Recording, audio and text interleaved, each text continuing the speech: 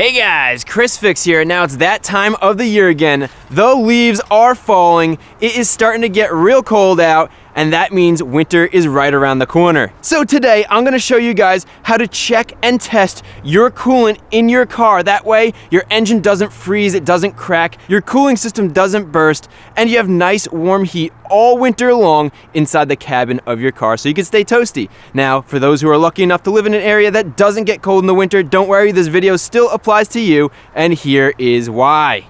So coolant is a mix of antifreeze and distilled water, and it does three main things. It prevents your engine and cooling system from freezing, overheating, and from corroding. So the first thing coolant does is it prevents your cooling system from boiling and overheating. Boiling water does not cool well. The air in the water doesn't cool, doesn't have good heat transfer. So to prevent overheating, we don't want the fluid in our cooling system to boil. If we take a look right here, you can see our water is boiling, but our antifreeze is not. Under normal conditions, water boils at 212 degrees Fahrenheit, and 50-50 coolant boils at 226 degrees Fahrenheit. Now, cooling systems are pressurized. If you take a look right here on this reservoir cap, it says 21 psi, and if you take a look right here on this radiator cap, it says 16 psi. And when you pressurize liquids, the boiling point increases. So at 15 psi, water boils at 250 degrees Fahrenheit, and coolant boils at 260. So making sure your antifreeze is a 50-50 ratio is pretty important to prevent it from boiling over like that. Now the second thing coolant does is it prevents corrosion. If we look here, we have the water pump from my pickup truck. Before I owned it, the owner used straight water in the cooling system, and look at all that rust and that scale in the water pump. And the radiator was 20 times worse. And what happens is when you have scale and rust clogging up the radiator, it prevents good heat transfer, and your cooling system is just working harder to keep that engine at operating temperature. It could also cause things to fail, such as the water pump, which is why I had to change it. Now, antifreeze has additives in it that prevents corrosion. Check out this bolt, you can see it's in pretty good condition, and then if we check out this bolt, you can see it's all rusted. Water does not have any of those additives in it, so stuff will rust in water. And then finally, if you take a look at this water pump that was in my Jag, it looks like it's in great shape compared to the one that was in my truck, and that's because before the Jag got a head gasket leak, it was running fresh 50-50 coolant. And then the last major thing that coolant does is it prevents your cooling system from freezing. Water freezes at 32 degrees Fahrenheit, and 50-50 coolant freezes at negative 34 degrees Fahrenheit. And it's important that water does not freeze inside the cooling system because it could actually break the engine. It could crack the block. Water expands about 10% or so when it freezes. You can see this used to be at the same level, but now this is a little bit higher because this is frozen. You might have experienced this when you put a can of soda or a bottle of water in the freezer, and it expands and breaks that soda can or the bottle. And as you guys know, I don't like to just tell you things, I like to show you real life examples. So what we're gonna do is we're gonna fill this pipe up with antifreeze, a 50-50 mix, and we're gonna fill this pipe up with regular plain old water, H2O, and these are metal pipes, and we're gonna leave them out overnight in the below freezing weather and just wait and see what happens. It's amazing. So let's fill the antifreeze metal pipe with 50% antifreeze and 50% water. Good. And cap it off. And then let's fill the water pipe with, well, just water. Good. Alright, so now we have our 50-50 antifreeze pipe and our 100% water pipe, and let's let these sit outside in the freezing cold overnight. And also, I thought it would be cool to show you guys what happens to plastic as well. So let's add a 50-50 mix antifreeze water into one pipe and our plain water into the other pipe, and we'll get these to sit outside overnight as well in the freezing cold, and let's see what happens. This should be good. Alright, so a couple of freezing days later, check out our results. I love real life tests because look at this. So the cap here actually blew off. It cracked off from the expanding ice. The ice had nowhere to go in here, so it had to go somewhere, and it broke the metal. That's how strong it is. And if we take a look at the PVC pipe with the water in it, it didn't blow anything apart because PVC has a little bit more flexibility, but you can see that nice big crack. Just picture the plastics in your cooling system. That crack would leak out all the coolant. And then meanwhile, the 50-50 ratio protected these. There is no damage at all. It's not blown apart. You can see there's no cracking or anything. So that's why you run a 50-50 ratio. Now, one last thing I want to mention is about freeze plugs, because I know I'm going to get comments on this. So this right here is an extra engine I have so we could supercharge the drift car. And if we take a look on the side here, these right here are freeze plugs. This is what they look like. They are a press fit cap that goes into the block. And they got this name because people running straight water or not enough antifreeze in the winter would come to their car with these on the floor because the ice would actually push them out. Now this could actually save your engine block from cracking. It won't work all the time, but that's how it got this name. What these actually are just plugs for the block for when they cast it. This is how they drain the sand from the block to make sure you get all that sand out when the blocks are actually made at the foundry. So that's how a freeze plug got its name. It's not designed to prevent your block from freezing and cracking, so don't rely on this. Instead, make sure you have that 50-50 mix so that you don't have any chance of the block freezing. So I think you get it. It's very important to have that 50-50 ratio of antifreeze to water in your cooling system so it runs properly. Now let me show you how to test it. Here are all the tools and products you need. And as usual, we're using common hand tools and easy to find products. That way you can do this exact same thing at home yourself, no problem at all. The first thing you're gonna need is one of these antifreeze testers, also known as an antifreeze hydrometer. Sounds complex, it's actually really simple to use and inexpensive. This is only $5. I'll be sure to link this in the description. The next thing you might need is a funnel. You can use any funnel. I really recommend one of these spill-proof funnels. They work amazing for the cooling system, especially if you have air in your cooling system. Maybe you don't have a lot of heat coming out of your heater. That could signify that there is air trapped in the heater core, and if so, I will show you how to get all that air out in this video. That way you have nice warm heat using one of these spill-proof funnels. I'll be sure to link that in the description as well. And then finally, we need to get some good old antifreeze. We're using Peak 10X. This is a universal antifreeze, meaning it works in any make and model, and you can mix it with the antifreeze that's already in there, which is perfect because we're going to be topping off the antifreeze. We're not doing a full flush. Now, depending on what our tester says, we might need to add straight antifreeze, we might need to add just 50-50 and top it off, or we might need to add distilled water. Now, when adding water to your cooling system, it has to be pure distilled water. There's no minerals in this. If you add tap water, if you add water from your hose, bottled water, any of that stuff, that has minerals in it. So make sure you find distilled water, and make sure your distilled water doesn't have anything that says minerals added. For example, this water right here, you can see it says enhanced with minerals for taste. Although it is purified water, it's not distilled and it has minerals in it. That's what we're trying to avoid. So I wanted to cover that real quick because I see people add hose water or bottled water to their cooling system all the time, and you don't want minerals in there. Minerals will coat the inside of the cooling system and make it so that there's less heat transfer. Also, it'll increase the rate of corrosion, which isn't good, so make sure you use that distilled water. And with that, that's all the tools and products you need. I do want to thank Peak very much for supporting the video and sending me out the coolant. That way I could teach you guys how to properly test your coolant and then top it off with the correct ratio. So with that said, let's go get started. Let me show you how to test the coolant. So the first car we're gonna test is Susan, the previously vandalized car that we've been fixing up. I got her this summer. I have no clue the condition of the coolant system, so it's the perfect candidate to check, especially before the winter. Now, what we're gonna need to do is get a coolant sample to fill this up. So you need to find access to the coolant, and in this case, we have a coolant reservoir right here that we could get our sample from. Now, whenever you're working on the cooling system, it's super important before you do anything, make sure the coolant cap is cool to the touch. It cannot be hot. These systems are pressurized when they're hot, so if you remove this when it's pressurized, you'll get hot, scalding coolant pouring all over you, which would not be fun. So this cap is cool, which means we could remove it. Then we could grab our antifreeze tester and insert the hose into the coolant reservoir to press the bulb. And it's very important we get enough coolant to fill all the way up to our fill line right here. You can see right there it says fluid level. We need it to that level or higher so that we could get an accurate reading. And once we have our sample, we could remove it from the reservoir and let's take a look. So the way you read this on the side here is your freezing point. In blue we have Fahrenheit, in red we have Celsius. This is the temperature at which your coolant will freeze. At a perfect 50-50 ratio, we have negative 34 degrees. That's the freezing point. So we have negative 35 right there, close enough. These things aren't crazy accurate anyway, so we just want to make sure our arrow here points in this vicinity. Now, before you take this reading, there's two things you want to do. One, you want to make sure you tap on it like this. That's very important because there could be bubbles supporting this float, and since it works on specific gravity, bubbles could be supporting it up and giving you a false reading. And two, you can see this arrow right here. If we take this and we tilt it to the side, you can see the arrow is no longer in that crosshair. We want the arrow to be in the crosshair, which means that our reading is level. Otherwise, our float moves side to side. So line up that arrow in the crosshair like that, and make sure there are no bubbles, which there aren't, and then take a reading. You can see it's right around negative 34 degrees, which is perfect. We have a 50-50 ratio of antifreeze to coolant. That is what you want to see.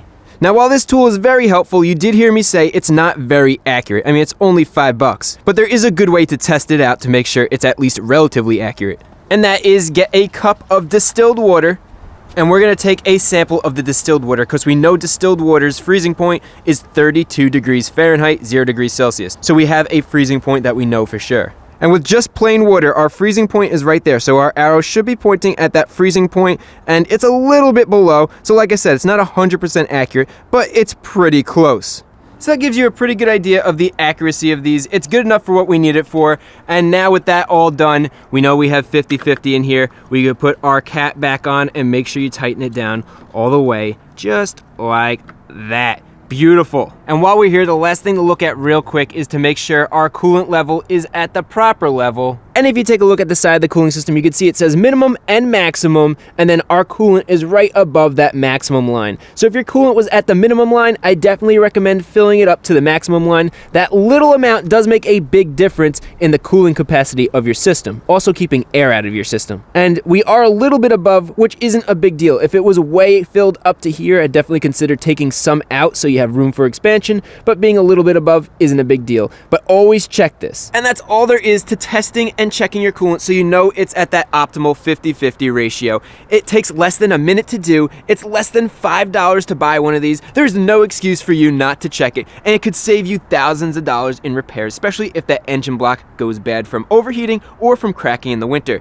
Now, there's one other thing that could freeze in your engine bay that we want to check, and it's a little bit different. It is your washer fluid. Now, if you fill this up with straight water in the summer, or you buy washer fluid in the summer from the store, they're probably using a summer mix, which doesn't protect as cold. So you need to definitely make sure that you change this out. And what we're gonna fill it up with is washer fluid that not only has de-icer in it, which will help when the windshield gets icy in the winter, but it's good to -25, so we don't have to worry about this freezing and cracking. Also, potentially the lines freezing and cracking, and the sprayer nozzles freezing and cracking. All bad things that we don't want. So in order to get all this out of here, go in the car and hit the wipers. Holding this down for about 10 to 15 seconds will remove enough washer fluid so that you could add your winter washer fluid. So now with our washer fluid reservoir pretty much empty, or at least close to it, we could fill it up with our winter washer fluid. And this will give us the protection we need for freezing, and also make it easier to get the snow and ice off the windshield.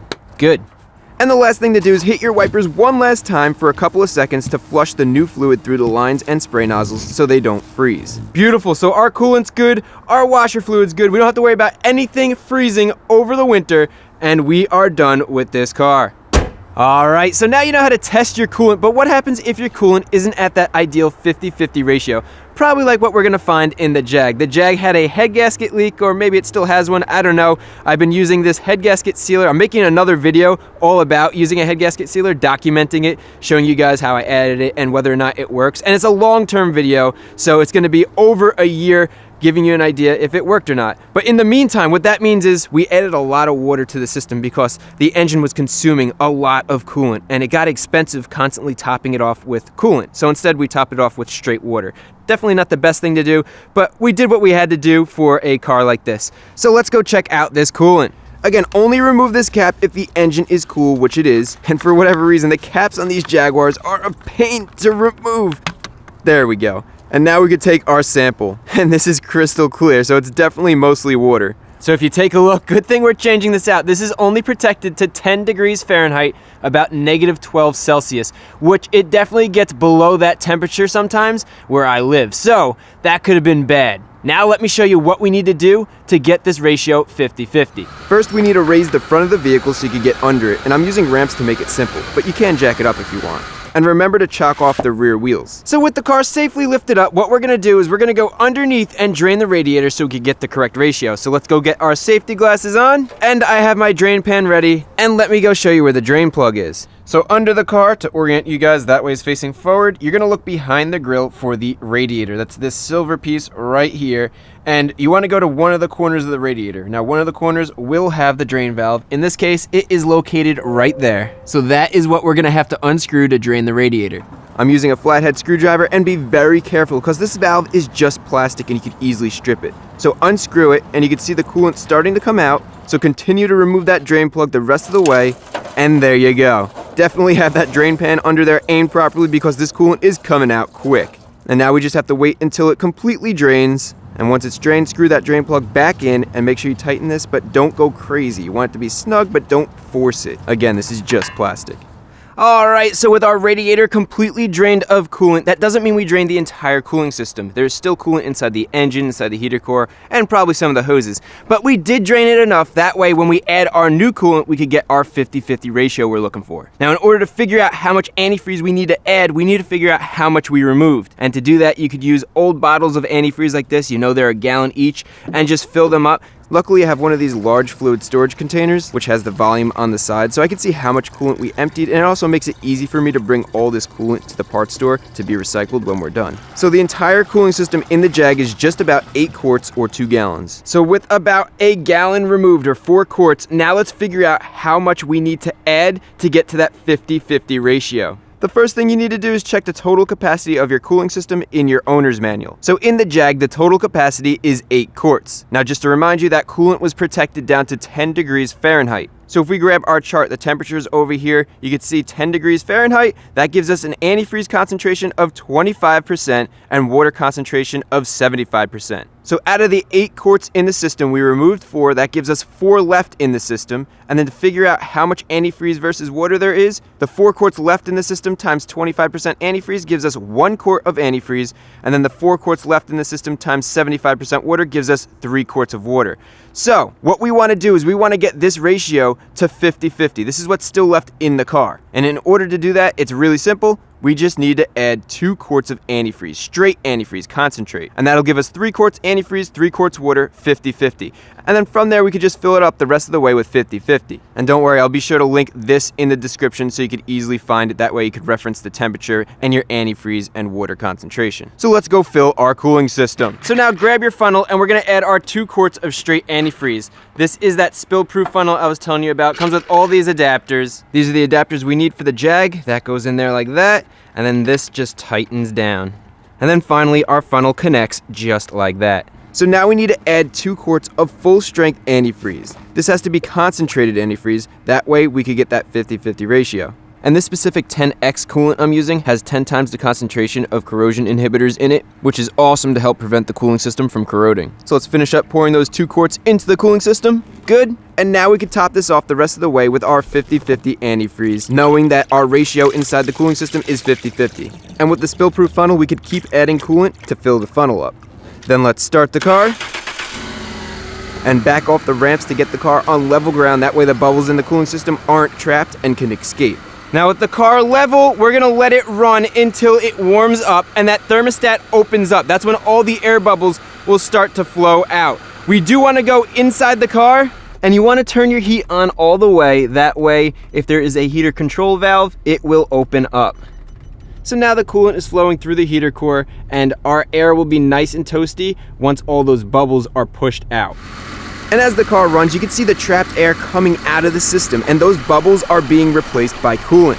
And after about 10 to 15 minutes of the engine idling, our thermostat has opened up because we're at operating temperature. And if we take a look here, our coolant is almost all the way empty. You want to make sure you keep this topped off, but I'm not going to because this is pretty much as much coolant as we're going to need. Our system has been completely bled of air, and the reason why that works so well is because if you take a look, the heater core, the engine, the radiator, they are all way lower than the highest point of our funnel right here. So now we could shut the car off, we could get our plunger and plug the funnel. That way we could remove the funnel without all the coolant pouring out. And then let's remove the adapters from the reservoir. And finally, let's take a sample to make sure we have that 50-50 ratio. And check it out, we are at that negative 35 degree protection mark, so we now have a 50-50 ratio in our cooling system. Beautiful. Now one last thing we need to do, don't forget to top off the washer fluid with the winter mix, that way it doesn't freeze. And if you're wondering what happened to this cat, mice were actually chewing away at this. I found a little nest inside the engine bay they're trying to keep warm, but we'll get that back on there and that'll do for now. So there you go, that's all there is to checking your coolant and making sure it's that perfect 50-50 ratio so your engine and cooling system is protected. Hopefully this video was helpful. If it was, remember to give it a thumbs up. If you're not a subscriber, consider hitting that subscribe button. And as always, all the tools and products I used in this video are linked in the description.